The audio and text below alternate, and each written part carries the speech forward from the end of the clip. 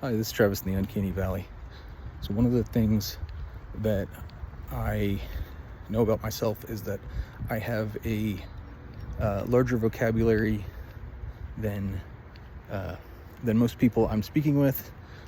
Usually a larger vocabulary than is warranted in a given situation, and than is necessarily like conducive to the efficacy of the person understanding what you're saying. Like, because it's something I can do on my own. I can get my thoughts sorted out, and I can have the thing I'm trying to say be as precise as humanly possible. And that is my logic brain, my literal use of all these words, trying to fill in the gaps, because I can't naturally infer the non-literal and emotional components to the things that other people are saying. So it's kind of just a way to like have a strength-based approach to speaking, so I can still have a nuanced view and I can still express that nuanced view. I'm just doing it in a completely atypical way that just doesn't go well. But anyways, one of the things that I love about that is that like it's fruitful for me as a person. So the thing that occurred to me today is because I have a growth-based mindset. I don't have a fixed mindset where you're kind of stuck in what you know. And but with a growth-based mindset, like, I'm not only a lifelong learner, but like I'm eager to learn. I'm eager to admit I don't know things, because you can't really learn nearly as well or as fluidly, in my belief, if you struggle to admit that you don't know things. I mean, like, I'm ignorant in almost everything. I know very little. So like, that is conducive to learning, by being able to have a growth-based mindset and readily admit what you don't know, so that you can know where you need to learn things. And the thing I learned today was that I'd been struggling with, how do I explain what I know is true about my experience, is that, like, I have not experienced a secure attachment style in any relationship ever in my life. But like, well, how do I go about explaining that in a way that's it's honest, but how do I explain that in a way that is not as insulting or degrading to other people's efforts?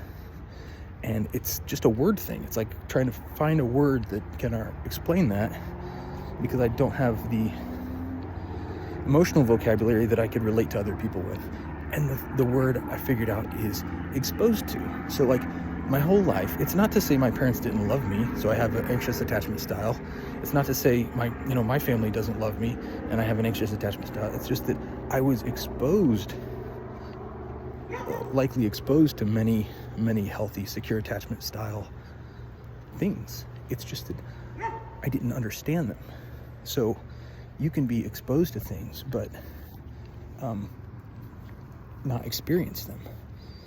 Like, if you're exposed to people speaking French all the time, people speaking Spanish all the time, like, if you don't know Spanish, if you don't know French, you're not going to experience what they're saying. And that's what it's been like for me, is that I've been around people potentially showing me empathy off and on throughout my life, potentially showing me love through secure attachment style behavior. But if you don't understand what it is, you cannot experience it.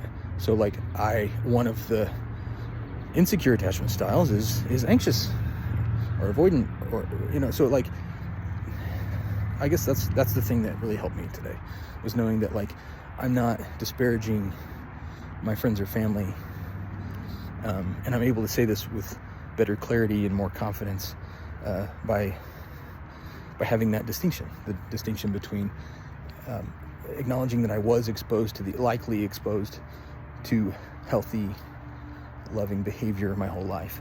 But if I don't have explicit instruction of what is happening, I won't understand it. So I can't experience it as such. So you could say the most loving thing to me in French, but I don't know French. So that is not explicit love. Like, that's implicit. Like, there's stuff packed in there, but like, being autistic, I don't pick up on implicit instruction, or implicit anything. I don't pick up on people's thoughts or accurately interpret their words or their emotions, because we use words differently. I use them in their literal sense, and it's I don't know. This has been a huge blessing to figure out that thing, that, you know, I mean, being autistic is largely tied up in not being able to I won't say accurately, because that's a subjective thing, but I feel like I do accurately understand what people are saying, but not what they mean. So yeah, I don't accurately, I'll say, understand and interpret the social emotional components of most any interaction, and I usually try and play that fact off with jokes, usually poking fun at the multiple meanings of the words that have been said and stuff like that. So anyways, this has been a really good day for me to understand this. How about you? God bless.